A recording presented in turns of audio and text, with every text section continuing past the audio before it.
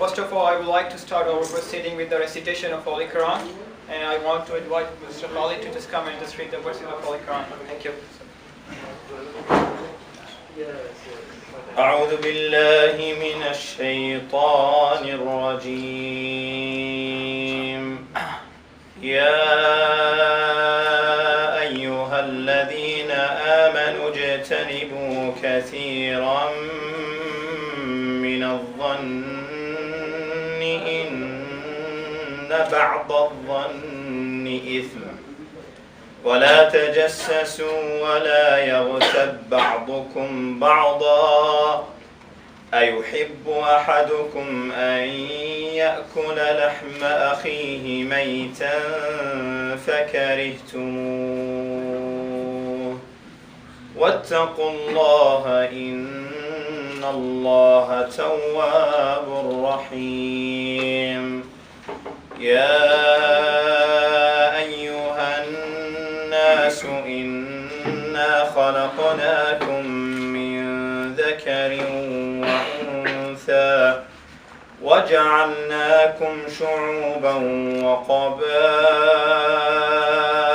لتعارفوا إن أكرمكم عند الله أتقاكم إن الله عليم خبير.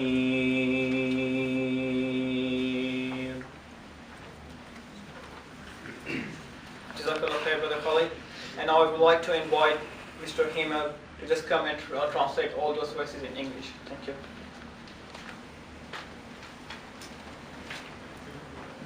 O you who believe, avoid much suspicion. Indeed, some suspicions are sins. And spy not, neither backbite one another. Would you would like to eat the flesh of your own dead brother? Would you hate it? And fear Allah. Verily, Allah is the one who forgives and accepts repentance and most merciful. O mankind, we have created you from a male and a female and made you into nations and tribes that you may know one another.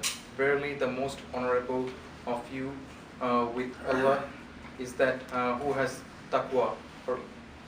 Verily, Allah is the all-knowing and well-acquainted. Thank you very much, Mr. Himal. Now, first of all, I would like to start with the Islamic greeting. Assalamu alaikum wa rahmatullahi wa barakatuh. May peace and blessing upon all of you. And I would like to thank Mr. Vice-Chancellor, Consulate General from Malaysia, and thanks for all accepting our special arrangement and the Ramadan invitation for a special dinner. Before we start tonight's proceedings, we respectfully acknowledge the traditional owners, the people of the Kulin nation, as the custodian of this land. We also pay respect to our regional community, elders past and present, who have resided in the area and have been an integral part of history of this region. I wish to thank to all of the guests who just make their time for us and came at around 6 o'clock. We played for them for their whole long day of a Monday. And special guest our Vice-Chancellor, Professor Linda, the Malaysian Consul General, and his colleague. His wife couldn't make it due to some reason, but we accept your apology. Mr. Ramiz Yahya, and also want to thanks for Senior Deputy Vice-Chancellor, Professor General, Professor George Golding, and Andrew Smith, Vice President, Director Student Services Andrew McFarlane, Director Facilities and Services Group Christian Jeffrey, and university staff and students representatives. And special thank to Tanya, who just arranged all this organization, all the program for us, and it was very hard to just coordinate all of the things and making the time availability for all of you dignitaries. So especially thanks. And tonight's proceeding will not be really long because I know that you all are having the long fast of the whole day and you feel very hungry. Tonight is about only the sharing of the Ramadan with all our multicultural and multi-faith religion and friends. And the thing is that Ramadan in the fasting is not only the message to just stay hungry or not eat or drink for a whole day. It's the chance to just make yourself better. As the Holy Prophet Muhammad, peace be upon him, the last prophet of prophets in our Islam, he has said that the best of you in the mankind is the one who is the best in the character. So while remaining not eating anything or drinking, we have to get the chance and opportunity to just have some tolerance, peace and harmony, and just improve ourselves in the better life, to just get some reward here and hereafter. So first of all, I would like to invite Ms. Linda to just come over here, Professor. So just have some few words for this beautiful associate opinion and have some few words for us. Thank you very much. Thank you very much. Could I please begin by acknowledging Datu Dr. Mohammed Rameez Yahya. Thank you so much for being with us tonight. Distinguished guests, colleagues, students, and friends. It's my pleasure to welcome you here today to our Ramadan Iftar Dinner. As we celebrate the breaking of the fast during the month of Ramadan, it's an important opportunity for us to recognize the important part that our Swinburne Islamic Society contributes as we endeavor to foster religious tolerance. Ramadan is the most holy month in the Islamic calendar, and there is much that we can all learn from this time together tonight. For me, our time together allows us all to pause in the midst of our busy lives to reflect upon the importance of self-restraint, generosity, forgiveness, the opportunity to make amends, and the need to be thankful. Our gathering tonight brings together different parts of our community, staff, students, and friends, to know each other better. As we come to know each other better, our respect for diversity grows, and we recognize a shared commitment to a more tolerant and caring world. I'm very grateful that Swinburne chose to develop one of the very few multi-faith centers in the university campus. This space is a practical, but also a symbolic representation of the inclusive culture that we endeavor to foster. So thank you all for being here tonight. I look forward to this ongoing tradition and hope you enjoy the evening and discover new friendships. Thanks, Professor Linda, for sharing your views. And probably I have not said enough that as Professor Linda has said about the Ramadan and the importance of fasting. And I would like to invite my next speaker guest, Mr. Yahya Rameez, to just come and share their views. Please, thank you very much.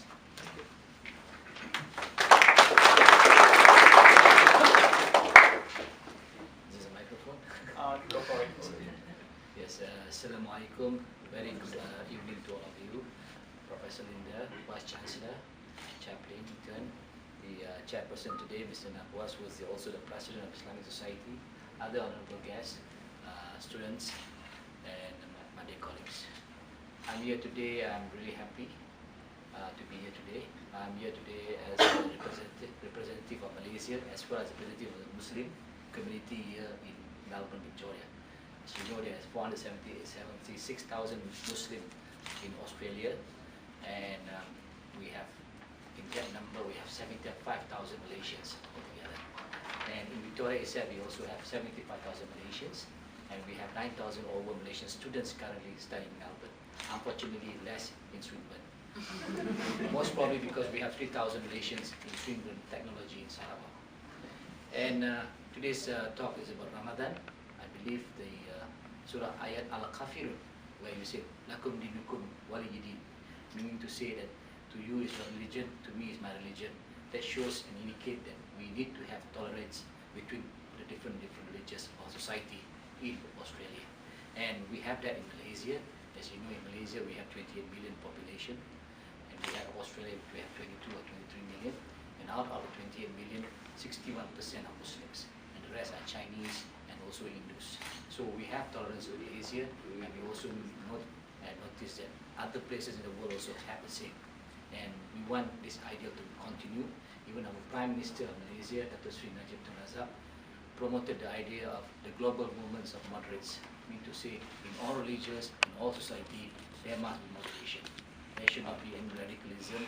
There should not be too much of trying to say that we need this jihad, we need this or that. No, we need to tolerate each other. Then we can have an importance of building together as a society.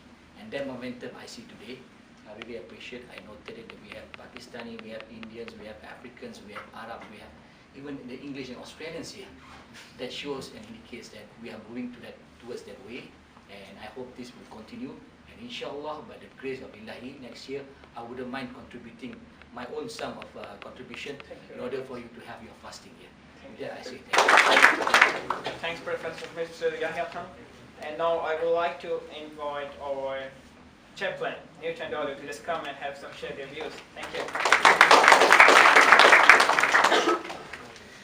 Wakas, through you to the Islamic Society, thank you so much. And I say to everybody, Ramadan Mubarak.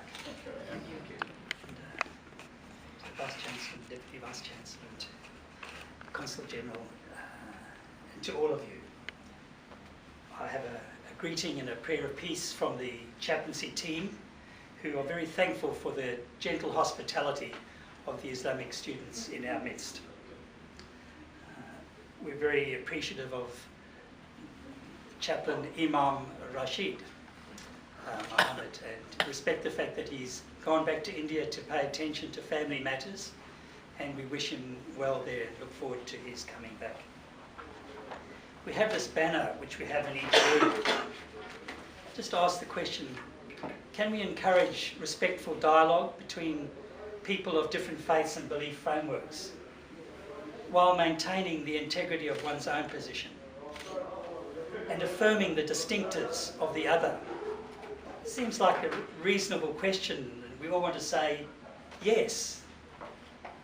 It's also a challenging question, because how do you do it? The first challenge is we're in a very secular society.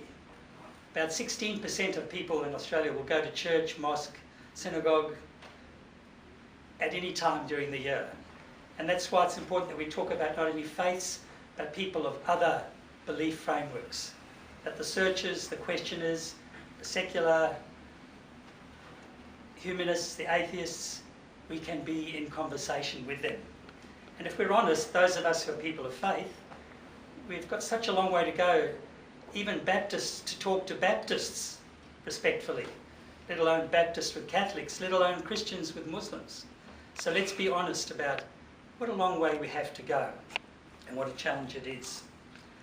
Second question is, can I maintain the integrity of my own perspective? The challenge of that is, I have to be authentic. I'm a Baptist minister, I'm a Christian. Can I be authentic? I believe the answer is yes, and I expect the same from others. The third challenge is respecting the distinctives of others. And I think that means very much listening carefully. I must admit it's hard enough to find your feet in your own tradition. And it's not a high priority for many people to start thinking about how do I relate to the other. But maybe there comes a time in life where that question does become important, because it's a way that we build a bridge. When I thought about this, I thought what I need to do is, rather than be on the front foot, I need to take a step back. And when I take a step back and I take a deep breath, then certain things can begin to happen. I can be open. When I attended one Friday the talk during the month of, I'm not going to say this right, but the month before Ramadan, Shaban? Yeah, Shaban. 4 out of 10. And I listened very carefully, and my thinking was challenged, because I recognised in what was being said the humility and the wisdom. And it encouraged me genuinely to think about what I believe. When we take a step back, we can journey a little bit together. And aren't we fortunate here at Swinburne? I go up to the Advanced Technology Centre and I'm looking on the ground and I see Think Forward, and I see Swinburne Graduate has developed an infant incubator for use in developing countries that uses solar energy that has the potential to reduce infant mortalities by 66% by 2026. And I'm reminded that we are in this place where this education agenda and research agenda is so important potentially for the world, and we can journey together and encourage each other. Another one was Brain and Psychology Science Research Centre. Technology that looks at the eye movements and the noises of a small child and can learn to understand them before they speak or if they have developmental difficulties. Imagine the impact of that, understanding what a child, maybe a child with a disability, is saying, even without language. Really quite challenging, and to begin to be open to others. Sometimes when people do this, we struggle a little bit with it, and I want to make available to you tonight, if you want to take for your interest, just a little handout that talks about the award that was given on the 4th of July to Karen Armstrong for her contribution internationally to interfaith understanding. Now, nobody is going to own Karen Armstrong. The Christians are going to say, she might have been training to be a Catholic nun when she was a young girl, but she doesn't fully represent us. And the Muslims might say, if you really want to understand the Muslim tradition, you must speak to a Muslim teacher. Or a Hindu might say something else. I just want to say, take a step back, have a look at this, and think about what this woman has done. She has written prolifically on Islam. Her book, Muhammad, a Prophet for Our Time, that title is interesting. She's saying, Muhammad, a prophet for our time. And when I read her, I understand how warped some of the generalizations and statements that are made about people of other faith. So I just want to leave this with you and to say on the 4th of July, this prestigious international award was given to this woman, Karen Armstrong, because she has taken a big step back and she has looked carefully at Buddhism, Christianity, Hinduism, Islam, and written very, very carefully. And so today, I thank you. This was given to us at the funeral, and the young woman who gave it to us said, this is a leaf of a grace leaf. And she said, I want all of you to think of this leaf in the tree of life. And immediately I thought of this. This was the symbol that the Islamic Students Society gave on the opening of this facility. The Tree of Life, a project in the community in Preston where people from different backgrounds brought pieces and contributed to this. And I thought of that, I thought of my friend, and I thought of us. When we take a step back, we can connect in our ordinary humanity and be less concerned about our religious difference. And in doing that, we can build significant bridges for each other and for our world. I now look forward to eating with you.